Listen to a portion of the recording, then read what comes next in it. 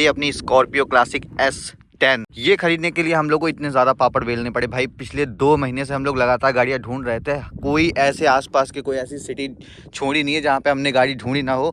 और हमें चाहिए थी एक परफेक्ट 7 सीटर गाड़ी, जिसमें सबसे पहली प्रायोरिटी थी हमारी स्कॉर्पियो। और इसको लेने से पहले हम लोगों ने बहुत सारी और भी गाड़ियाँ देखी थी, जैसे कि सेकंड हैंड में अपनी गाड़ी आ जाती है, स्टॉर्म आ जाती है, और उसके बाद आ जाती है XUV 500। ये सारी गाड़ियाँ आ जाती है, लेकिन ये इतनी ज़्यादा रिलायबल मेरे को नहीं लगी। और दूसरी बात ये है कि इनकी जो रीसेल वैल्यू होती है वो उतनी ज़्यादा अच्छी नहीं होती जितनी स्कॉर्पियो की मिल जाएगी। इसको लेने से पहले हमने एक गाड़ी फर्स्ट चॉइस में देखी थी। फर्स्ट चॉइस एक तरीके का ऐसा शोरूम है जहाँ पे आपको सेकंड हैंड गाड़ियाँ मिल जाएंगी। तो हमने वहाँ पे जाके देखी थी, कुछ गाड़ियाँ खड़ी हुई थी, जिसमें से एक स्कॉर्पियो N थी, एक स्कॉर्पियो क्लासिक थी, ब्लैक कलर की, सेम मॉडल था। और वो भाई गाड़ी हम लोगों ने जिस दिन देखी उसी दिन हमारे सामने एक कस्टमर आया, उस गाड़ी को उठा के ले गया। तो हमारी किस्मत इतनी ख़राब थी कि हम जो गाड़ी ले रहे थे वो कोई ना कोई लेके चला जा रहा था। हमारी किस्मत में कोई गाड़ी आ ही नहीं था, पता नहीं क्यों नहीं ऐसा हो रहा था। शायद से यही गाड़ी हमारे लक में लिखी हुई थी, इस वजह से ऐसा हो रहा हो। तो फिलहाल ऐसी कुछ दिक्कतें चल रही थी। फिर हमने एक गाड़ी देखी हुई थी 2014 मॉडल। अगर आपको नहीं पता है तो 2015 से S सीरीज चालू हुई थी, जिसमें आप लोग को ऐसा M-Hawk इंजन और इस तरीके का लुक कुछ देखने को मिल जाता है। अभी ऐसा लुक आपको S सीरीज़ में ही देखने को मिलता है। पुरानी वाली जो गाड़ियाँ थी उसमें उतना ज़्यादा तगड़ा आप लोग को ऐसा लुक नहीं देखने को मिलता है। तो वो वाली गाड़ी भाई हमने एक देखी थी 2014 मॉडल। अब उस गाड़ी का प्रॉब्लम ये रही कि वो उस गाड़ी की रेंज के अकॉर्डिंग काफ़ी ज़्यादा पैसे मांग रहे थे, जितनी उसकी वैल्यू एक्चुअल होनी चाहिए थी उससे ज़्यादा मांग रहे थे पैसा। तो मैंने कहीं ना कहीं वो डील सही नहीं हो पाई, मतलब अपनी क्लियर नहीं हो पाई वो डील, इस वजह से वो गाड़ी हमसे छूट गई। और उसके बाद में हुआ ये था कि कुछ समय के बाद मेरे को पता चला कि उस गाड़ी का इंजन खुल गया। अब अगर आप लोगों को नहीं पता है तो गाड़ी का अगर इंजन खुल जाता है तो उसमें आप लोगों को, अगर कंपनी से आप लोग उसका इंजन रिपेयर करवाते हो, बनवाते हो, तो आप लोगों को कॉस्टिंग आ सकती है 1 से 1.5 लाख रुपए। वहीं अगर आप बाहर भी काम करवाते हो किसी लोकल गैराज से तो आप लोगों को कॉस्टिंग आ सकती है लगभग 50-60 हज़ार रुपये के आसपास। तो इतना खर्चा आ जाता है। और ये डिपेंड नहीं करता है कि आप भाई कितनी चली गाड़ी ले रहे हो, ठीक है। कभी कभी होता है कि 2-3 लाख चली गाड़ी का भी इंजन नहीं खुलता है, कभी कभी होता है कि 50-60 हज़ार गाड़ी चली हुई है उसका भी इंजन खुल जाता है। और ऊपर से अगर आप लोग कहीं से भी खरीद रहे हो गाड़ी तो उसका कोई क्लियर नहीं होता है कि उसका इंजन खुला है या नहीं खुला है। किसी के कहने में मत आना, अपनी तरफ से पूरी सेटिस्फेक्शन ले लेना। कोई भी गाड़ी खरीदने से पहले अपने अच्छे गैराज वाले का, फिर उसी गाड़ी के शोरूम में जाके उसको गाड़ी को चेक करवा लेना अच्छे से। जब तक आप लोग फुल सेटिस्फाई ना हो तब तक भाई गाड़ी नहीं लेना। इन सब चीज़ों के बाद में हमारे पास एक ऑप्शन आता था उस पुरानी वाली गाड़ी को लेने का, जो कि होती है 13, 12 या फिर 14 मॉडल, जो कि अगर हम लेते हैं तो उसमें हम लोग को उतना तगड़ा, इतना अच्छा लुक नहीं मिलेगा। लेकिन उसके बाद हम लोग उसमें एक और चीज़ करा सकते हैं कि वो गाड़ी हमें मिल जाएगी 4 लाख के अप्रॉक्स। और 4 लाख लेने के बाद में हम उसमें 2 लाख रुपए लगाएंगे तो हम उसको कन्वर्ट करवा सकते हैं S11 में, जो कि अभी का टॉप मॉडल है। तो हमारे पास एक ये भी ऑप्शन था। तो हमने सोचा कि एक बार ऐसा करते हैं, वो वाली भी गाड़ी ढूंढ के देखते हैं, अगर कोई मिल जाती है ऐसा पुराना मॉडल तो हम उसको कन्वर्ट करा लेंगे। 2-2.5 लाख रुपए दे देंगे, बस उसका इंजन अच्छा होना चाहिए। फिर जब हमें एक 2014 का मॉडल मिला, उसका इंजन खुल गया, तो हमारी एक बार मतलब फट गई कि यार ले लेते हैं। पता नहीं उसका कुछ जेन्युइन पता नहीं होता, पुरानी गाड़ी इतना ज़्यादा चली होती है, कभी भी इंजन खुल सकता है, उसमें अलग से पैसा लग जाएगा। तो फिर हम जो हमारी एक फ्रेंड है वो गाड़ी कन्वर्ट कर रहे थे एक गाड़ी को। हमने उनसे पूछा सारी चीज़ें, उन्होंने कहा कि हाँ ले लो, हम कर देंगे, सब कुछ ठीक था। लेकिन भाई फिर किस्मत की बात है, हमें ये गाड़ी मिल गई। अब ये गाड़ी का जो ओनर था उसने इस गाड़ी को चलाया तो खूब है, मतलब अच्छी खासी गाड़ी चलाई हुई है, लेकिन वो एक बिजनेसमैन है, इस वजह से गाड़ी चल गई। मेरे को समझ में आता है गाड़ी की जिस हिसाब से कंडीशन थी उस हिसाब से मुझे लगता है कि उसने गाड़ी को बहुत ही अच्छे से, मतलब प्यार से सजा के रखा था। क्योंकि इस गाड़ी की भाई देखो, आप टायर देख रहे हो, आप चारों टायर्स में नए लगे हुए हैं। बाकी धूल मिट्टी की वजह से गंदी हो चुकी है, क्योंकि यहाँ भाई जिस जगह मैं हूँ यहाँ से निकल के आने में भाई बहुत धूल मिट्टी बीच में है। तो चारों टायर जो हैं वो मेरे को सही मिल गए। उसके बाद में अगर हम इसकी स्टेपनी की बात करें तो स्टेपनी वाला जो टायर है वो पूरा ख़त्म हो रखा है, देखो ये पूरा ख़त्म हो रखा है। तो इसकी स्टेपनी में कुछ मतलब टायर में नहीं पड़ा हुआ है, लेकिन हाँ जो बाकी के चारों टायर हैं वो बहुत सही हैं।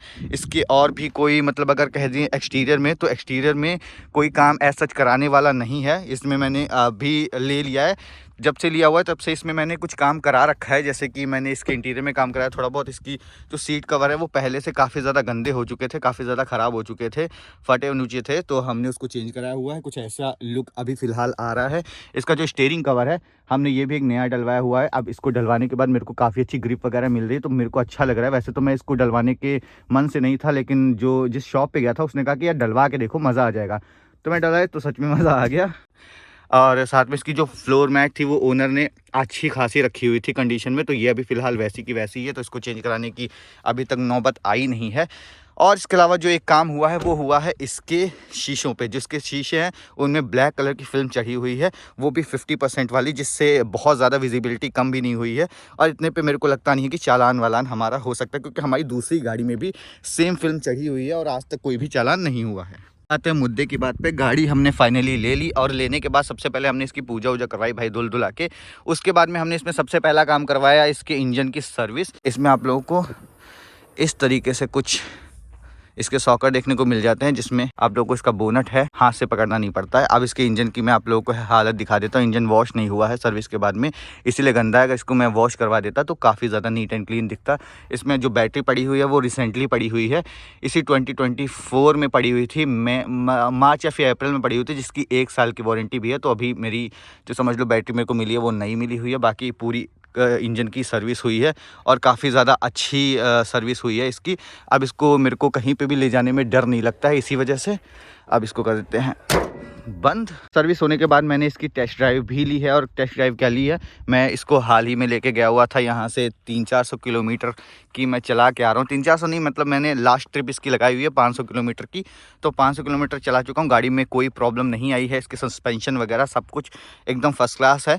अगर मैं अब कॉस्टिंग की बात करूँ आपसे, तो भाई कॉस्टिंग इसकी पड़ी हुई है लगभग, ये गाड़ी मेरे को पड़ी थी 680 के आसपास आप मान लीजिए, जिसमें अगर हम कॉस्ट इसके ऊपर जो खर्चा हुआ है वो सब मिलाएं तो 7.5 का अभी मेरे को ये पूरी बैठ चुकी है, जिसमें अभी हम इसके अलॉय वगैरह डलवाने वाले हैं। तो ये गाड़ी मुझे अप्रॉक्स 8 लाख की पड़ जाएगी और मेरे हिसाब से 8 लाख की रेंज इस गाड़ी के लिए काफ़ी ज़्यादा सही है। हाँ, एक चीज़ है जो कि इसमें चेंज हुई है, वो है इसका जो ORVM है, इसके ऊपर का जो एक कवर है ये चेंज हुआ है वाइट कलर में, जैसा कि इसमें लगा होता है पहले से वाइट कलर का। अब ये हमने ख़रीदा था नया, और आप कोई भी पार्ट नया खरीदते हो तो उसके ऊपर आपको पेंट कराना पड़ता है, वो आता ब्लैक कलर का ही है। तो इसके ऊपर भी हमने पेंट नहीं कराया हुआ है, क्योंकि मैं कुछ और अलग सोच रहा हूँ, कुछ अलग लुक सोच रहा हूँ, इस वजह से इसको अभी ऐसे ही छोड़ के रखा हुआ है। मैं आप लोगों को 2200-2300 सीसी का कुछ इंजन देखने को मिल जाता है, जिसमें काफ़ी ज़्यादा पावर होती है। और इस गाड़ी को पुराने होने की वजह से इसमें थोड़ा पिकअप थोड़ा डाउन हो चुका है, जिसको सर्विस के टाइम मैंने बढ़वाने की काफ़ी ज़्यादा कोशिश की। तो ठीक है, मतलब सर्विस के बाद में इसका पिकअप वगैरह ठीक दे रहा है, लेकिन उतना नहीं है जितना नई गाड़ी में होना चाहिए। अब अगर आप लोग पुरानी गाड़ी लोगे तो थोड़ा बहुत तो चेंजेस देखने को आप लोग को इसमें मिल ही जाएंगे। इस गाड़ी की एक और बात मेरे को अच्छी ये लगी है कि भाई इस गाड़ी में मेरे को माइलेज काफ़ी ज़्यादा ठीक देखने को मिला, क्योंकि यार मैं इसको देखो 500 की ट्रिप अभी लगा चुका हूँ लेटेस्ट, और उसमें मैं बताता हूँ आप लोग को मेरे को एवरेज कितना देखने को मिला है। अब एक जो मिडिल क्लास आदमी होता है वो गाड़ी कहता है यार मेरे को बड़ी गाड़ी नहीं लेनी है, क्योंकि इस वजह से, क्योंकि यार उसमें माइलेज जो होता है वो ज़्यादा गंदा होता है, ठीक है, उतना मैं अफोर्ड नहीं कर सकता हूँ। तो भाई मेरे हिसाब से वो कुछ एक बहाना ही है, ठीक है। क्योंकि अगर मैं इसकी बात करूँ, देखो मेरे पे एक और गाड़ी है पहले से, ठीक है, अभी हाल ही में इसको मैंने चला रखा है। लास्ट ट्रिप अगर इसकी मैं दिखाऊँ आप लोगों को तो उसकी मैंने 566 की लगाई है लास्ट ट्रिप, ठीक है। और 566 किलोमीटर चलाने के बाद मेरे को इसका जो एवरेज देखने को मिला वो काफ़ी ज़्यादा सही मिला हुआ है। अब मैं दिखाता हूँ आप लोगों को इसका एवरेज। इसको स्टार्ट हो जाने दो। इसकी जो ब्राइटनेस है वो मैंने कम कर रखी है, इस वजह से ऐसा कुछ दिखाई पड़ रहा है।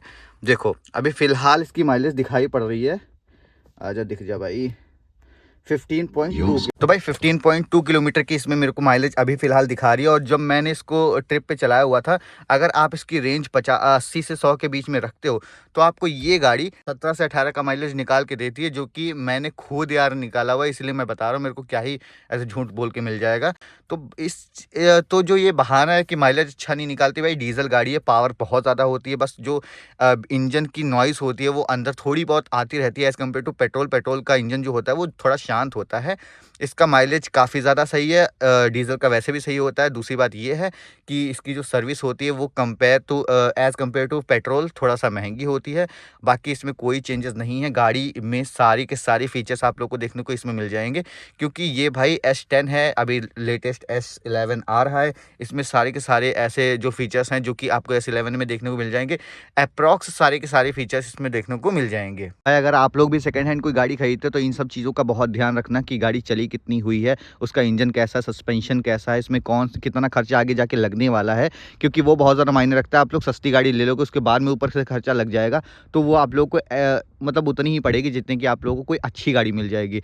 तो ये सब चीज़ें ध्यान में रखना। किसी अच्छे से मैकेनिक को दिखा लेना, किसी मतलब जहाँ की गाड़ी है उस जाके कंपनी में दिखा लेना, सब कहीं दिखू के अच्छे से तब बाई करना। तो बस यही है भाई, अपनी फाइनली गाड़ी आ गई है। तो भाई देखते रहिए आशु व्लॉग्स टीवी को, मिलते हैं नेक्स्ट वीडियो में, तब तक के लिए बाय बाय।